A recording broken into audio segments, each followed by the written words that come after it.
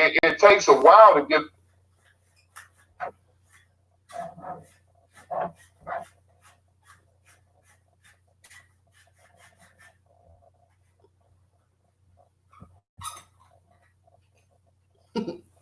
Why you stop, baby? I'm live. What you mean? I had to stop it because I'm live now. Talk you into it. Yeah, it's about yes. Talk you into it. Talk me into it. I don't know where the rest of the family at, but hopefully they'll come out. They probably sitting back. I thought K Judah was gonna go live today, but I guess not. He probably waiting on me. But let me put some music on. See if my family gonna come up.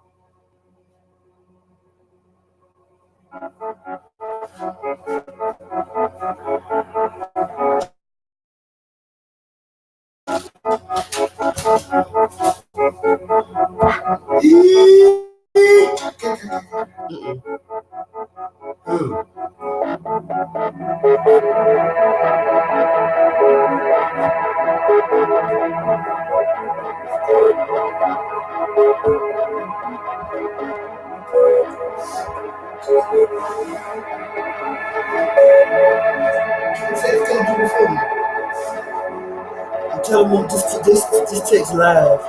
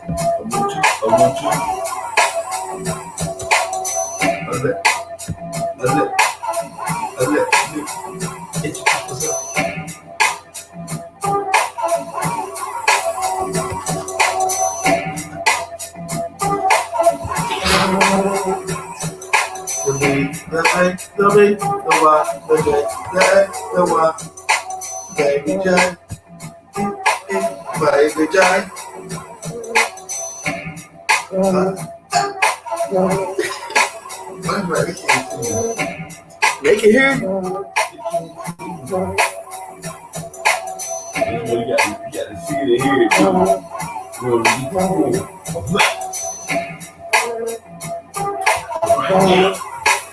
I'm gonna switch it over to my radio voice.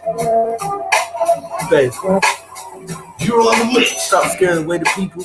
With B Sparrow on Buzz Tweet Radio, shooting the facts. Hey, this your girl B Sparrow, and you're listening to Buzz. See what I'm saying? I Hey, told this you. your girl B Sparrow, and you're listening to Buzz Tweet Radio. This is my girl B Sparrow. This is my girl. Baby, stop. I can't stop now. I'm stuck. Hey, This is the way I'm gonna talk when I go to work Monday. You want lettuce, tomato, and mayonnaise on your cheese Can you steak? pass me my phone? Let me can't You want your love? do that. You take the cover off the camera.